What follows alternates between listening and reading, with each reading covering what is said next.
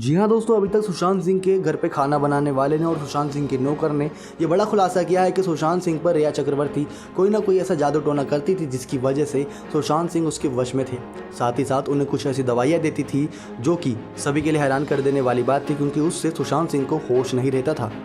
लेकिन दोस्तों वहीं बात करें कि सुशांत सिंह के जिम के ट्रेनर के बारे में, क्योंकि सुशांत जिम जाया करते थे, अपनी फिटनेस पर काफ़ी ध्यान रखा करते थे, तो ऐसे में उनका ट्रेनर भी उन पर काफ़ी ध्यान रखता था।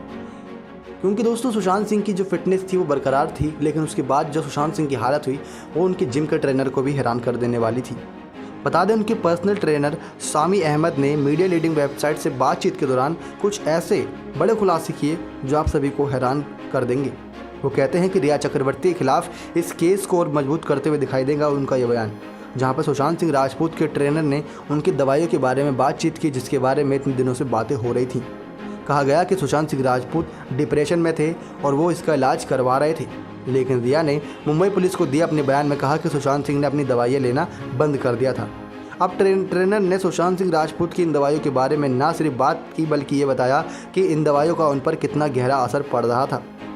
सुशांत सिंह राजपूत के ट्रेनर ने खुलासा किया था कि सुशांत सिंह राजपूत दिसंबर तक कोई दवाई नहीं लेते थे। उन्होंने उसके पहले भी कोई दवाई नहीं ली थी।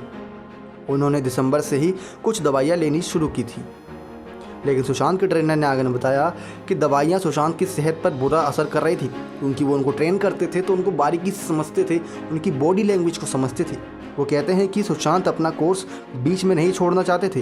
ये कोर्स 1 या 2 महीने का था।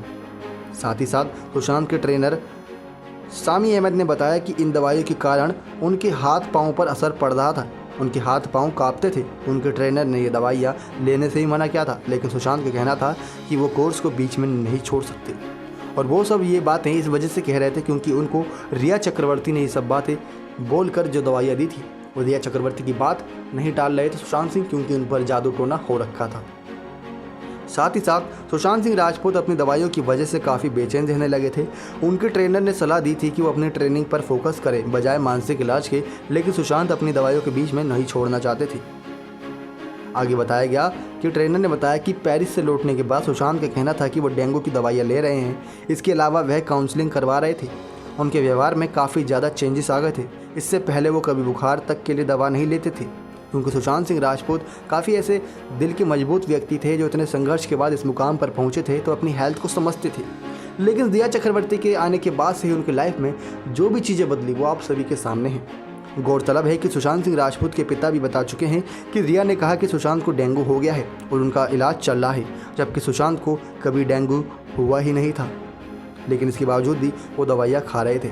सुशांत के पिता का यह भी कहना है कि रिया उनके मानसिक इलाज यानी डिप्रेशन की वजह से डिप्रेशन के नाम पर कई ऐसी दवाइयाँ दे रही थी जिसका ओवरडोज उनको दिया जा रहा था, और साथ ही साथ अपने घर ले गई थी और उन्हें दवाओं का ओवरडोज दे रही थी लगातार। सुशांत के पिता ने यह भी कहा था कि इस प्रकार से कहते हैं कि रिया सुशांत का परिवार नहीं था, तो सुशांत के परिवार की इजाज़त के बिना उसकी मानसिक इलाज कैसे चल रहा था। परिवार की परमिशन के बिना ये काम करना गैरकानूनी था। साथ ही साथ सुशांत के पिता ने एफआईआर में उन सारी दवाइयों का ब्यौरा मांगा है जो इस बीच सुशांत सिंह राजपूत को मानसिक इलाज के नाम पर दी जा रही थी, क्योंकि उन दवाई से साफ हो जाएगा कि सुशांत सिंह राजपूत आखिर किस वजह से वो दवाइयाँ खा रहे थे, कि सचमुच उनको डिप्रेशन या डेंगू था। रिया चक्रवर्ती का पर्दाफाश होना तय है। आपकी क्या राय है दोस्तों? कमेंट करके राय अपनी जरूर दीजिएगा। नेक्स्ट 9 लाइफ की रिपोर्ट।